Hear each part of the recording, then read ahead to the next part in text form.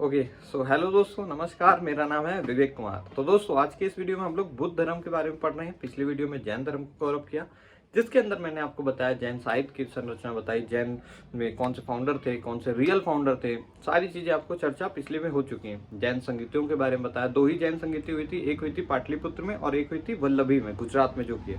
पाटलिपुत्र का आज का नाम है पटना, ठीक है ना। किस राजा के समय हुई थी पाटलिपुत्र में? चंद्रगुप्त मौर्य। और उसी मौर्य काल में ही क्या हुआ था, बट गए थे दो पार्ट में। कौन कौन से? श्वेतांबर और दिगंबर। आप सभी को ये सारी पिछली वीडियो में चर्चा हो चुकी है, ठीक है। अच्छा, मेरे को पहले ये बताओ, बुद्धू का मतलब क्या होता है? बुद्धू का मतलब, जैसे कि आप, बुद्धू का मतलब क्या हो जाएगा? ऐसा इंसान जिसको क्या हो, ज्ञान ना हो। जैसे कि आप भी यहाँ वीडियो क्यों देख रहे होंगे? कुछ जानने के लिए, कुछ ज्ञान प्राप्त करने, किसी भी चीज का ज्ञान हो सकता है। आपको मान लीजिए इसको बुद्ध धर्म का ज्ञान नहीं है, तो आप क्या हो गए? बुद्धू हो गए, ठीक है। जब आपको ज्ञान प्राप्त हो जाएगा तो आप क्या कहलाओगे? बुद्ध कहलाओगे। इसीलिए बुद्धिज्म में ये जो बुद्ध का शाब्दिक अर्थ है, ये बुद्ध का शाब्दिक अर्थ क्या है? ज्ञान प्राप्त हुआ, यानी ज्ञान संपन्न हुआ एक व्यक्ति। इसको क्या कहेंगे? हम बुद्ध कहेंगे। यानी आप भी बुद्ध बन सकते हो। यानी बुद्ध धर्म में क्या होगा? सभी लोगों को एक्सेप्ट करने की ज्यादा क्षमता थी। इसीलिए बुद्ध धर्म में आपने जितनी बड़ी बड़ी यूनिवर्सिटी देखी होंगी, नालंदा हो गई, उदंतरी हो गई या विक्रमशिला हो गई, ये सभी बुद्ध धर्म के ही जो राजाओं ने बनवाई हैं। जैसे कि नालंदा को कुमारगुप्त ने बनवाया और विक्रमशिला को किसने बनाया?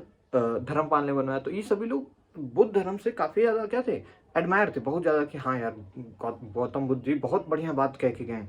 क्योंकि इस धर्म में क्या था, आपको ज्यादातर चीजें, गौतम बुद्ध ने ऐसा नहीं बोला कि मैं जो बोल दिया वही सत्य है। इन्होंने बोला कल को अगर आपको कोई चीजें लगती है कि हमारे बोलने में चेंजेस करने चाहिए, क्योंकि समय आगे धीरे धीरे बदलेगा, उन्हें पता था कि टाइम बदलेगा, टाइम के साथ साथ हमारी कुछ चीजें क्या हो सकता है कि ये चीजें हमारी क्या हो कि बदलाव उसमें जरूरत हो, तो बदलाव को वो क्या कर देते हैं? एक्सेप्ट कर रहे थे। लेकिन बाकी के धर्मों में क्या था? बदलाव नॉट एक्सेप्टेड। जो चीज है वही आपको माननी होगी। पर गौतम बुद्ध जी का मेन मकसद था क्या? ज्ञान को ट्रांसफर करना है, ना कि कोई रीति या कुरीति बनाना, क्या, ठीक है ना। यानी नॉलेज शेयर हो जाए, वही उनके धर्म का मेन मकसद था। वैसे भी धर्मों को मेन इसी मकसद से शुरू किया गया था कि नॉलेज का ट्रांसफर हो सके। पर आज उसको इतना मट्टी मैला कर दिया गया है कि अब उसको केवल पैसा और पॉलिटिक्स और बिजनेस में तब्दील कर लिया गया, ठीक है। तो चलो शुरू करें। तो महात्मा बुद्ध जी के सबसे पहले जीवनी से शुरू करते हैं, कब वो पैदा हुए। तो 563 बीसी को क्या हुआ? उनका जन्म हुआ। 563 बीसी में उनका जन्म हुआ। कहाँ पे हुआ? लुम्बिनी नामक एक जगह पे हुआ, जो कि आज के समय अगर बात करें तो नेपाल में पड़ती है। लुम्बिनी नामक जगह में उनका क्या हुआ? जन्म हुआ। पिता का नाम क्या है, पत्नी का नाम क्या है, ये सारी चीजें आपको बता देता हूँ जल्दी जल्दी। पिताजी का नाम सुद्धोधन है, माता जी का नाम महामाया है, पत्नी का नाम यशोधरा है और पुत्र का नाम राहुल है। अच्छा, यही चीज को अगर मैं कंपेयर करूं महावीर स्वामी जी से, जो कि रियल फाउंडर थे, किसके? वास्तविक संस्थापक थे जैन धर्म के। तो उनके पिता का नाम क्या था भाई? अगर भाई जैन धर्म में अगर जाए तो उनकी माता का नाम, पत्नी का नाम, ये सभी आपको मैंने पिछले वीडियो में बताया। आपको कंपेयर करके पढ़ना है, क्योंकि तभी आपको जल्दी याद रहेगा, क्योंकि वरना आप भूल जाओगे सबके माता पिता इस तरीके, समझ रहे हो ना। तो माता जी का, पत्नी का नाम मेनली याद रखो, क्योंकि पत्नी का नाम, बुद्ध जी की पत्नी का नाम क्या है? यशोधरा। और महावीर स्वामी जी की पत्नी का नाम था यशोदा। क्या नाम था? यशोदा। पिछले वीडियो में आपको बताया हुआ है। बस इतना सा कंसेप्ट याद रखो, बाकी आपको पिछली वीडियो से आप सारा देख लेना क्या क्या चीजें थी क्या नहीं। उनकी पुत्री थी, इनके पुत्र हैं, राहुल नाम है, उनकी पुत्री का नाम अनुजा प्रियदर्शनी था, ठीक है ना। उनकी माता का नाम त्रिशला था। ये सारी चीजें बला बला अब बार बार रिपीट करने से टाइम ही वेस्ट होगा, तो आप पिछली वीडियो में देख लीजिएगा, ठीक है। अच्छा, तो ये बात हो गई उनके घर और की, ठीक है। अब क्या हुआ कि भाई इन्होंने 29 साल की उम्र में क्या कर दिया? घर त्याग दिया। जैसे कि महावीर स्वामी जी ने 30 साल की उम्र में घर त्यागा, इन्होंने जस्ट एक साल पहले ही घर त्याग दिया। 29 साल की उम्र में बता दिया घर में कि भैया मैं जा रहा हूँ, ज्ञान प्राप्ति मुझे चाहिए और मैं घर और छोड़ छाड़ के जा रहा हूँ ज्ञान प्राप्ति के लिए जंगल में, ठीक है। तो 29 की उम्र में चले गए और उसके बाद 6 साल कठोर तपस्या करने के बाद उन्हें ज्ञान प्राप्ति मिल गई। कहाँ पे? गया नामक जगह पे, जो कि बिहार में है इस समय, ठीक है। इसलिए उस जगह को बोध गया बोलते हैं। और बहुत दूर दूर से जहाँ भी बौद्ध धर्म आज फैला है, जैसे चाइना हो गया, म्यांमार हो गया, मलेशिया हो गया, इन सभी जगह दूर दूर से लोग आते हैं। कहाँ पे? बिहार की धरती में बोध गया पे, ठीक है। क्योंकि वो बहुत ज्यादा क्या माना जाता है कि वहाँ पे ज्ञान प्राप्ति हुई है, तो वहाँ पे लोग टूरिज्म के लिए या घूमने फिरने या अपने धार्मिक काम करने आते हैं, ठीक है। तो कहाँ पे मिला? गया में। ये कहाँ पे? बिहार में, ठीक है। ओके भाई, और किस नदी के तट पे मिला? ये बड़ा इंपॉर्टेंट है, क्योंकि महावीर स्वामी जी को जिस नदी के तट पे मिला उसका नाम है रिजुपालिका नदी, और इनको जिस नदी के तट पे मिला वो है निरंजना रिवर, या फिर इसी को फाल्गु रिवर उस समय कहते थे। नदियों का नाम है उस समय गंगा, और ये नाम उस तरीके फेमस नहीं था। वैसे भी गंगा को तो हमेशा से भागीरथी कहा जा रहा था, वो तो धीरे धीरे बने। तो उस समय जो नदी फेमस थी वो क्या था, निरंजना, छोटी सी कोई रिवर होगी निरंजना रिवर, और फाल्गु रिवर, इसी के तट पे और पीपल के पेड़ के नीचे। कौन से पेड़ के नीचे? पीपल के, पीपल, ठीक है ना। किस पेड़ के नीचे? पीपल के पेड़ के नीचे ये बैठे थे, तब उन्हें ज्ञान प्राप्ति हुई। और कौन सी रिवर? निरंजना। और महावीर स्वामी जी की बात करें तो बरगद के पेड़ के नीचे हुई, और नदी का नाम ऋजुपालिका नदी था। ऋजुपालिका, पिछले वीडियो से आप कोलैप्स कवर अप कर पा रहे होगे, समझ पा रहे होगे, ठीक है। अब देखो यार, इन्होंने अपना पहला उपदेश दिया भाई सारनाथ में। सारनाथ एक जगह थी, जब ज्ञान प्राप्ति हो गई तो उपदेश देना मतलब लेक्चर देना। जैसे मैं पढ़ के आया खूब सारी चीजें, ज्ञान प्राप्ति हो गई, अब आप जैसे बुद्धुओं को क्या दे रहा हूँ? लेक्चर दे रहा हूँ, उपदेश दे रहा हूँ। तो पहला उपदेश मैं मान लो यूट्यूब पे दे रहा हूँ, तो मेरा पहला उपदेश क्या हो गया, समझ गया। उन्हीं तरीके से पहला उपदेश महात्मा बुद्ध का क्या था? सारनाथ नाम की एक जगह पे था, जो कि बिहार में पड़ती है।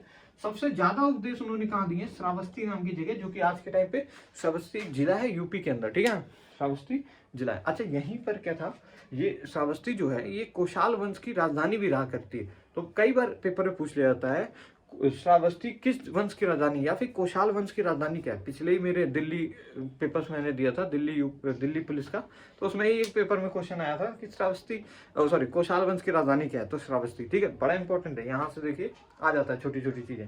अब यहीं पे एक अंगुली मार डाकू रहता था, ये लाश को मार के नहीं, इंसान को मार के उसकी लाश से उंगली तोड़ लेता था, मतलब काट लेता था, और फिर अपनी उसे माला बनाता था पूरी और पहनता था। तो यही जब गौतम बुद्ध जी आए कहाँ पे उपदेश देने आए होंगे, जो कि सबसे ज्यादा उपदेश दिए श्रावस्ती में ही, जो कि कोशाल वंश की राजधानी। तो जब ये श्रावस्ती आए उपदेश देने तो इनको मिल गया, पकड़ लिया, बोला कि अब मुझे ऐसा ऐसा तुम्हारी उंगली काट करनी है। तो क्या किया बुद्ध जी ने, इनको ज्ञान दिया कि बेटा देखो, तुम्हें लगता है कि तुम इस तरीके से क्या कर रहे हो, अपना वर्चस्व कायम कर रहे हो, बहुत ज्यादा लोगों को डर फैला रहे हो, पर ऐसा नहीं है, तुम खुद ही डरते हो। पहले तुम्हारे लिए क्या था, पूरे संसार के रास्ते खुले थे, तुम कहीं भी घूम सकते थे, मजे से ऐश कर सकते थे, लेकिन अब तुम केवल रात के अंधेरे में निकलते हो कि भैया कोई एक इंसान मिले और उसको मार के क्या करो, उंगली काट के ले लो।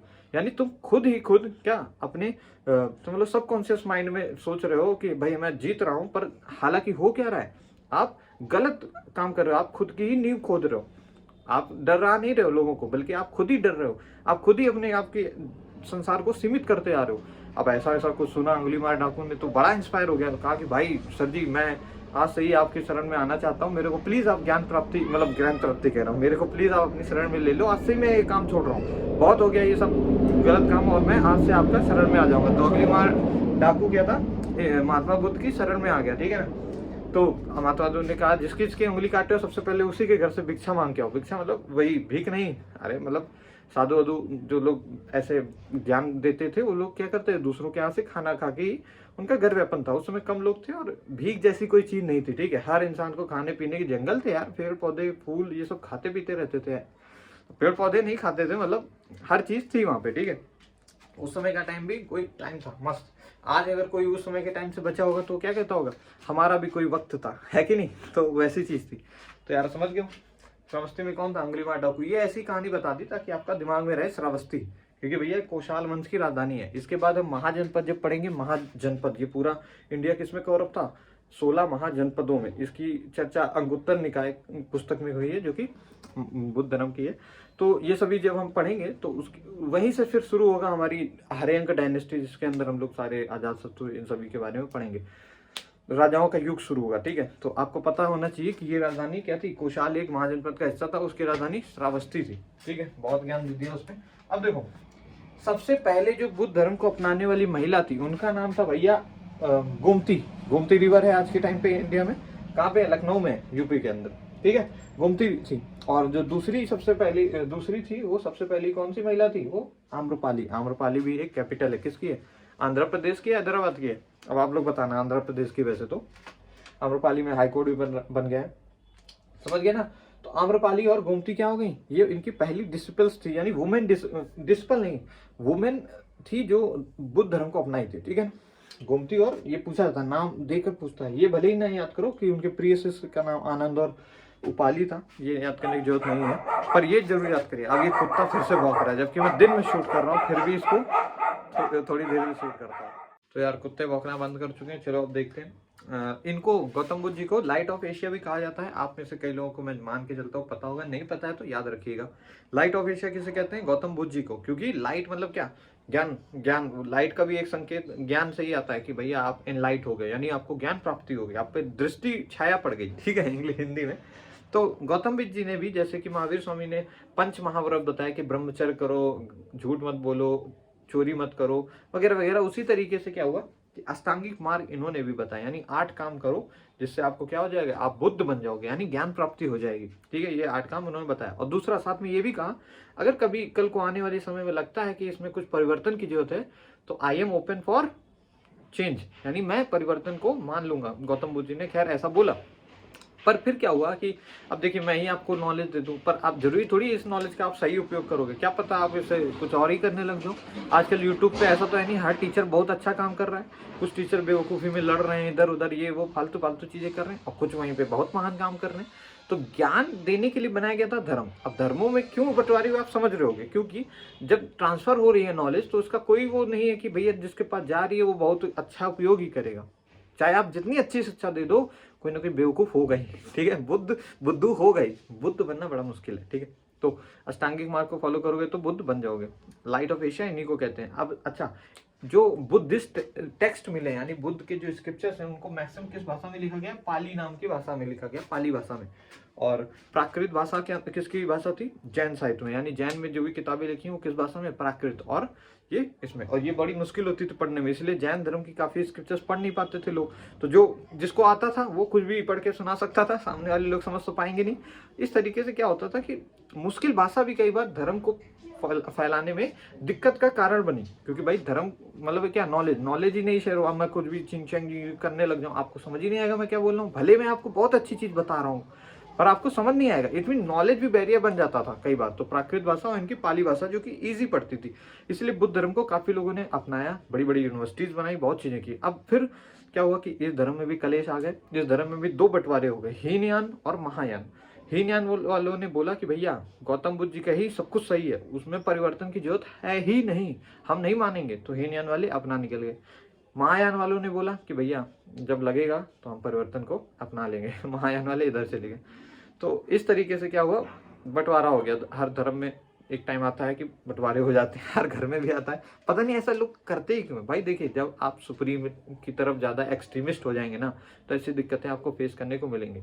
जब तक आप खुद को नॉर्मल सा इंसान समझेंगे, आपको पता होगा कि भैया कुछ समय के बाद मैं बूढ़ा होऊंगा, बूढ़ा होने के बाद सबको जाना है ऊपर, ये चीज़ों को हम लगता है भूल जाते हैं, एक ही पॉइंट पे स्टिक होकर उसी को दोहराते रहते हैं, और तब हमसे क्या क्रिएट हो जाता है, इसी टाइप की फालतू की डिफरेंसेस क्रिएट हो जाते हैं।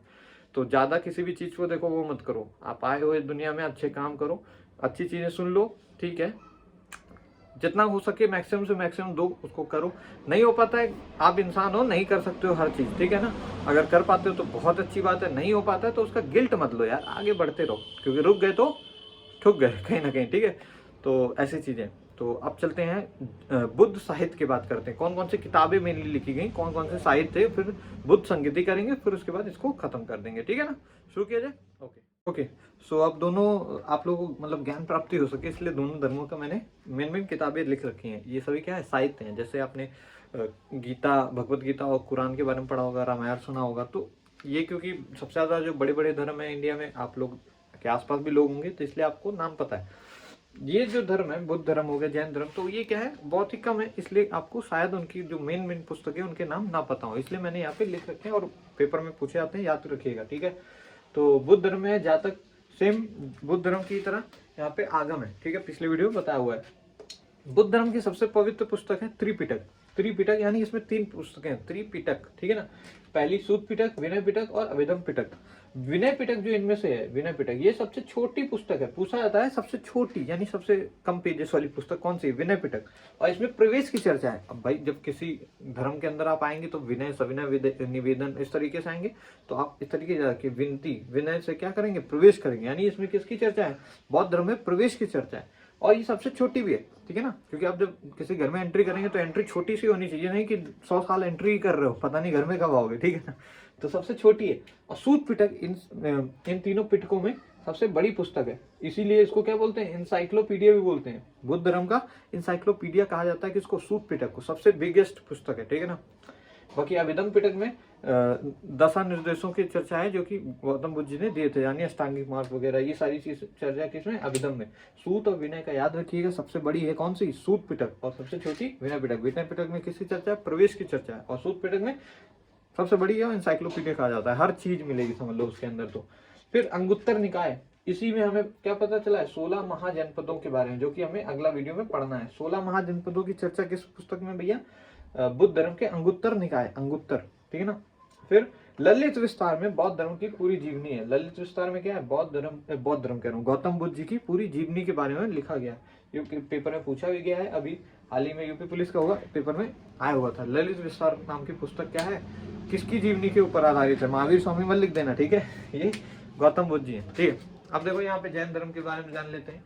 सबसे एक पुस्तक है इनमें आगम, फिर 12 अंग 12 उपांग 14 पूर्वा, ये पुस्तकों के नाम है। 12 अंग 12 उपांग 14 पूर्वा, 12 12 14, आप याद भी रख सकते हो, 12 अंग 12 उपांग 14 पूर्वा, पिछले वीडियो में याद भी कराया। अच्छा, आदि पुराण जैन साहित्य की पुस्तक है। अगर आ जाए कहीं ऑप्शन में होगा वैदिक काल, तो ज्यादातर बच्चा वैदिक काल लगाएगा, क्यों, क्योंकि सोचेगा पुराण भी तो वैदिक काल में थे, तो पुराण वही नहीं। आदि पुराण जो है ना, वो जैन साहित्य की पुस्तक है। पिछली वीडियो में आपको लिखवाना भूल गया था, इसलिए यहाँ पे डायरेक्टली आपको बता रहा हूँ, आदि पुराण कैसी पुस्तक है, जैन धर्म की पुस्तक है, ठीक है, याद रखिएगा। फिर भगवती सूत्र, आचार्य सूत्र, कल्प सूत्र, जिसमें भी सूत्र आएगा लास्ट में, वो जैन साहित्य की हो जाएंगी पुस्तकें, ठीक है। अब इन दोनों में जो मेन डिफरेंस है उसकी बात कर लेते हैं। देखिए, जैन धर्म के जो लोग थे वो मानते थे कि जो हमारे जो वो उसका कारण है, क्या बोलते हैं हमारे पुनर्जन्म को मानते थे, पुनर्जन्म यानी पुनर्जन्म को मानते थे, यानी दोबारा से जन्म लेने वाली चीजों नहीं, हम ही लोग तो पुनर्जन्म में विश्वास रखते थे, और पुनर्जन्म का ये लोग कारण मानते थे आत्मा को। जैन धर्म में किसको मानते थे, आत्मा को, इसीलिए पुनर्जन्म ना हो, क्योंकि ये पुनर्जन्म को गलत मानते थे, और इसीलिए आत्मा मतलब आत्मा को इतना तड़पा देते थे संलेखन विधि से, जब प्राण त्यागते थे। यानी जब जैन धर्म अगर आप मानते हो, तो यानी जब आपकी मृत्यु होगी तो आपको क्या करना है, जब आप मरने वाले होगे, जब बहुत बूढ़े हो जाओगे, तो खाना पीना सब कुछ त्याग देना है। इसी को बोलते हैं संलेखन विधि। पिछले वीडियो में नहीं बता पाया था, यहाँ पे मैंने इसीलिए सोचा आपको बता दूं, क्योंकि ये चीज पूछी जा सकती है। संलेखन विधि से प्राण त्यागा जाता था, किसमें, जैन धर्म में। और संलेखन विधि से क्यों आप प्राण त्याग रहे हो, क्योंकि आप आत्मा को इतना कठोर वो दे रहे हो कि दोबारा से वो आपकी बॉडी में नहीं आएगी, तो पुनर्जन्म नहीं होगा। पुनर्जन्म को गलत मानते थे, और जब आप ये कर लोगे तो उसके बाद आपको ज्ञान प्राप्ति हो जाएगी, समझ लो। और ज्ञान प्राप्ति को इन्होंने क्या बोला, कैवल्य बोला, ठीक है। महावीर स्वामी को क्या प्राप्त हुआ था, ज्ञान, उनको क्या बोला, कैवल्य बोला, ठीक है ना। महावीर स्वामी जी को कैवल्य प्राप्ति हुई। अब यहाँ पे बौद्ध धर्म की अगर वही बात करें, तो बौद्ध धर्म में क्या है यार, अब थोड़ा सा ये बाइक कहीं जा रही, पता नहीं क्या है, एक से एक लोग हैं, क्या बताऊं यार मैं छोड़ो। बौद्ध धर्म में अष्टांगिक मार्ग यानी 8 मार्ग बताए महात्मा बुद्ध ने, कि इस तरीके से आपको क्या हो सकता है, ज्ञान प्राप्ति हो सकती थी। बाकी इन्होंने भी पुनर्जन्म को माना, ऐसा नहीं कि पुनर्जन्म को नहीं मानते थे, और उसकी पुनर्जन्म के कारण इच्छा को बताया। अगर आप इच्छा रखोगे तो पुनर्जन्म आपका होगा, नहीं रखोगे तो नहीं होगा।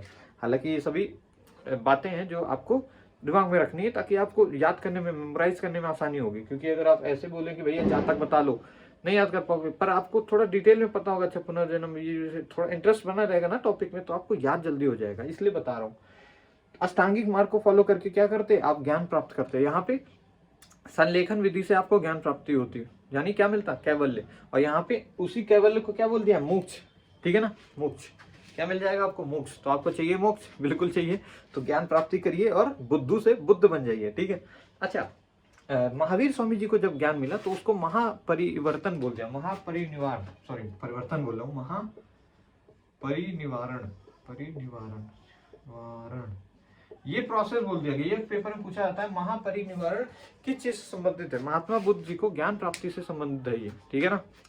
अब थोड़ा बहुत और क्या चर्चाएं, मतलब चर्चा कह रहा हूँ, कुछ चीजें हैं, यानी कि जैसे उनके ज्ञान प्राप्ति का तो आपने देख लिया, महापरिनिर्वाण बोलते हैं। वो जब ज्ञान प्राप्ति के लिए उस चीज को क्या बोलते हैं, ये कुछ एक टर्म्स हैं, वो आप पेपर में डायरेक्टली पूछ ले जाते हैं, वो मैं लिख देता हूँ। देखो यार, ये कुछ एक इंपॉर्टेंट चिन्ह है जो कि मैंने लिख दिए हैं महात्मा बुद्ध के जीवन से संबंधित। जैसे जब वो गर्भ में थे, यानी माता जी के पेट में, तो उनका चिन्ह है हाथी, ठीक है। जब उनका जन्म हुआ तो उसका चिन्ह है क्या, कमल। जब उन्होंने घर त्यागा यानी गृह था, उसका चिन्ह है घोड़ा। इसी को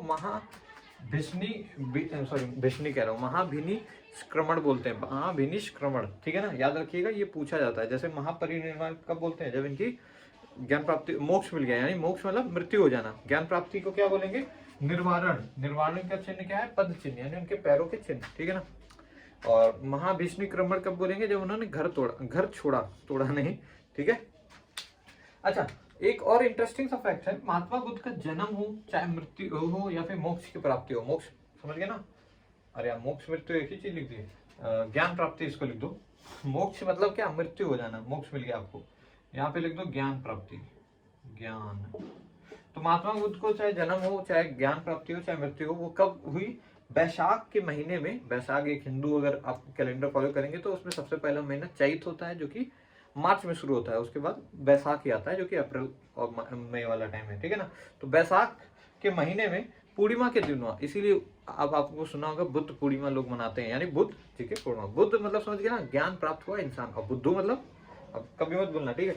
अब थोड़ा सा जल्दी से बौद्ध संगीति देख लेते हैं, जिस तरीके मतलब काउंसिल्स क्यों बनेंगी? ताकि धर्म को और विस्तार किया जाए। विस्तारवाद के लिए क्या होंगे? लोग मीटिंग करेंगे, जैसे कभी एक्सीडेंट हो जाता है कहीं पे ट्रेन वेन का, तो क्या होता है? मिनिस्टर्स की काउंसिल बैठती है, फिर मुआवजा देने का सोचते हैं। बेवकूफ ये नहीं सोचते हैं कि रेलवे का बजट काट देंगे अगली बार से अगर ऐसा हुआ, कुछ ठोस कदम नहीं लेंगे, बस सॉफ्ट कदम, पैसा ऐसा ताकि उन्हें भी मिले, और मतलब उसको भी एक मौका बना देते हैं राजनीति करने का। खैर चलिए, तो यहाँ पर भी काउंसिल्स की बात करते हैं, ठीक है। 4 काउंसिल्स हुई मिल ली, जल्दी से बनाते हैं, ठीक है। ओके, ठीक है। देखो, अब आ गए हैं हम लोग जैन संगीति, कह रहा हूँ बार बार। जैन संगीति में केवल 2 ही जैन संगीति हुई है, एक पाटलिपुत्र में हुई थी और दूसरी वल्लभी गुजरात में, ठीक है ना। सब कुछ बता चुका हूँ, पता ही होगा। यहाँ पे हम लोग गौतम बुद्ध जी के बुद्ध धर्म की बात करें तो बुद्ध संगीति के बारे में बात करेंगे। उस समय कौन राजा था, कौन जगह थी, और ये पेपर में जरूर पूछी जाएगी, भले ही जैन संगीति ना है, वैसे भी वहाँ 2 ही है, याद ही रहता है बच्चे को, पर यहाँ कंफ्यूजन होती है। ईयर भी बड़ा इंपॉर्टेंट है यहाँ पे। देखिए, सबसे पहली हुई 483 में, दूसरी हुई 383, यानी 100 साल के बाद हुई, ठीक है ना। 100 सालों के बाद एक एक मीटिंग हो रही है। तो जो बंदे यहाँ पे होंगे वो बंदे यहाँ तो होंगे नहीं, बिल्कुल भी नहीं, मर गए होंगे। 100 साल बहुत बड़ा फील रहता है यार, उस समय भी कम से कम 80 साल ही तो जियोगे, उसके बाद तो मर ही जाओगे, और नहीं तो बूढ़े भी होगे तो मीटिंग में बुला जाओगे। नए नए लोग कॉम्पिटिटर आ जाएंगे तुम्हारे, है कि नहीं। तो यहाँ पे इसीलिए सभी राजा अलग अलग हैं, ये नहीं कि सेम ही राजा है, ठीक है। चलो यार देखते हैं। तो पहली जो जैन संगीत, यार बार बार जैन निकलता है मुझसे, जो पहली जो बौद्ध संगीति है वो सबसे पहले हुई राजगीर में। राजगीर बिहार में है, बिहार और यूपी उस समय सब सटे ही थे समझ लो, ये तो अब जाके बॉर्डर्स बने ना। तो राजगीर में थी, कब? पहली कब हुई? 483, और उस समय राजा था अजात शत्रु। अजात शत्रु समझ गए ना, राजा का नाम है, याद रखिएगा। और चेयरमैन कौन थे? महाकश्यप, यानी जो मेन, जो जैसे महर्षि थे वैदिक काल में, जो चेयरमैन कहलाएंगे, यानी जो मेन बैठा होगा बंदा, जैसे कि अगर काउंसिल ऑफ मिनिस्टर होता है तो उसमें कोई एक मिनिस्टर होता है सबसे बड़ा, उसी को चेयरमैन बोल देते हैं। तो यहाँ पे कौन थे? महाकश्यप चेयरमैन थे। फिर भाई दूसरी हुई 383 BC में, वैशाली नाम की जगह पे, ये भी बिहार यूपी जो भी आप बोल लो, बिहार में है। काला शोक नाम का राजा था, काला शोक। अशोक से पहले आया था काला शोक, यानी ये शोक के लिए भी काल बन गया था, काल शोक, यानी जो दुख था, दुख के लिए भी ये खुद से बड़ा दुख था, ऐसा कुछ नाम रख लिया, पागल ही था। साबक मीर क्या थे? चेयरमैन थे, थोड़ा थोड़ा याद रखिएगा। अच्छा, तीसरी हुई पाटलिपुत्र में। हाँ, यही वो पाटलिपुत्र है जहाँ पे क्या हुई? जैन संगीति भी हुई थी। कौन सी? पहले नंबर की कि दूसरे नंबर की? पहले नंबर की हुई थी, और मौर्य काल में हुई थी, ठीक है ना, आपको बता चुका हूँ। मौर्य की राजधानी भी रहा थी। ओके, अशोक के समय हुई। ये तीसरी कौन सी थी? अशोक के समय हुई। और कौन थे भैया? मोगली पुतिस थे, मोगली पुतिस, ये बड़ी इंपॉर्टेंट है तीसरी वाली। क्यों भाई? अशोक जो थे जिन्होंने कलिंग का युद्ध लड़ा, आपको बताया था, ये किस उसमें, ऐहोर अभिलेख में इसकी चर्चा है। और उस समय राजा कौन थे जब कलिंग का युद्ध लड़ा गया? आपको ये सब पिछले वीडियोस में बता चुका हूँ। तो क्या है, अशोक के टाइम पे अशोक ने क्या किया, जब बहुत ज्यादा मारकाट मचाई कलिंग में, देखा कि अरे यार फालतू में यार बच्चे लोग भी मारे गए, बूढ़े भी मारे जा रहे हैं, स्त्रियां भी मारी जा रही हैं, तो उनका थोड़ा सा हृदय परिवर्तन हुआ। उन्होंने क्या अपना लिया था? बुद्ध धर्म को अपना लिया था। किसके कहने पर अपनाया था? वो सारी जब अशोक के बारे में पढ़ रहे होंगे तब डिटेल में जानेंगे, समझ गए ना। तो अशोक इस टाइम राजा थे, और अशोक क्योंकि बहुत द ग्रेट अशोका बोला जाता है, इसलिए पेपर में हाईली चांस है कि ये पूछ लिया जा सकता है। उस समय चेयरमैन कौन थे? मोगली पुतिस, पीछे लिखा हुआ था, ठीक है। पाटलिपुत्र में हुई, यानी पटना आज के टाइम पे। चौथी हुई थी भाई 94 AD, यानी फर्स्ट सेंचुरी बोलेंगे भाई, बताया था ना। सेकंड सेंचुरी क्या होगा? 150 से 200 के बीच में सेकंड सेंचुरी। तो देखो, कुंडलवन नाम की जगह पे हुआ, ये कश्मीर में, इसलिए मैंने लिख दिया है ये क्या है? कश्मीर में है। ये बाकी सब आसपास ही हुए हैं, ये कश्मीर में अलग हुई है, तो ये भी थोड़ा इंपॉर्टेंट हो जाता है। बाकी राजा कौन थे? कनिष्क थे। कनिष्क साउथ का एक डॉन नहीं, मतलब साउथ के राजा हैं। और वसुमित्र और अश्वघोष उस समय चेयरमैन थे, चेयरमैन और वाइस चेयरमैन, ऐसा समझ लो। वसुमित्र और अश्वघोष, अश्वघोष की एक पुस्तक है जो कि आपको पढ़नी पड़ेगी। वसुमित्र भी इस समय क्या थे, चेयरमैन थे, ठीक है ना। ये कहाँ हुई, कुंडल वन में हुई। और कनिष्क राजा थे। अच्छा, कनिष्क जो राजा थे इन्हीं का हम क्या हिंदू धर्म में क्या होता है, शक संवत कैलेंडर फॉलो होता है। कनिष्क राजा के टाइम पे मून को देखते हुए क्या बना, एक कैलेंडर बना। तभी उसी में जो आपने देखे होंगे जो ज्यादातर त्योहार होते हैं वो क्या होते हैं, रिपीट करते रहते हैं अपने आप को, मतलब चेंज होते रहते हैं, नहीं उनकी डेट चेंज होती रहती है। क्योंकि जो मून का रेवोल्यूशन है, यानी मून का जो रोटेशन है वो है 28 दिनों का, और महीने होते हैं 31 दिनों के भी। तो वो थोड़ा बहुत 1-2 दिन 4 दिन धीरे धीरे शिफ्ट होता जाता है त्योहार। और फिर उसके बाद क्योंकि 3 साल के बाद एक नया कैलेंडर ऐड हो जाता है, तो फिर वो सब फिर से आ जाता है। यानी होली जो होगी शुरुआत के मान लो मार्च में हो रही है, फिर मिड मार्च आई, फिर लास्ट मार्च हुई, फिर अप्रैल में जाते फिर से आगे किसमें, मार्च में। यानी ऐसा नहीं कि होली हो रही दिसंबर में, शिफ्ट ही होते नहीं जाती है, वापस से आ जाती है। क्यों, क्योंकि भाई बीच में ये कैलेंडर ऐड करिए। तो कनिष्क जो राजा थे उन समय उन्होंने क्या बनवाया, शक संवत नाम का कैलेंडर बनवाया, ठीक है। ये कैलेंडर वगैरह की चर्चा जब कनिष्क का काल पढ़ रहे होंगे तो आपको डिटेल में बताऊंगा, उस समय ही ये ठीक लगेगा। अभी आपको जैन कह रहा हूँ, फिर से माफी चाहूंगा, बार बार टंग स्लिप हो रही है। ये सभी क्या है, बौद्ध संगति है। आपको हर एक याद रखनी है क्योंकि पेपर में पूछा जाएगा, स्क्रीनशॉट ले सकते हो। बाकी all the best for your studies. अगले वीडियो में फिर से मिलेंगे। अगले वीडियो में हम लोग महाजनपद के बारे में जानेंगे, सारी राजधानी कहाँ कौन सी जगह थी, इंडियन मैप के थ्रू उसको पढ़ने की कोशिश करेंगे। तब तक के लिए स्टे सिक्योर, क्या बोलते हैं मतलब खुश रहो, शांति से रहो और धर्म फैलाओ। धर्म मीन्स नॉलेज, ठीक है। तो चलिए, जय हिंद।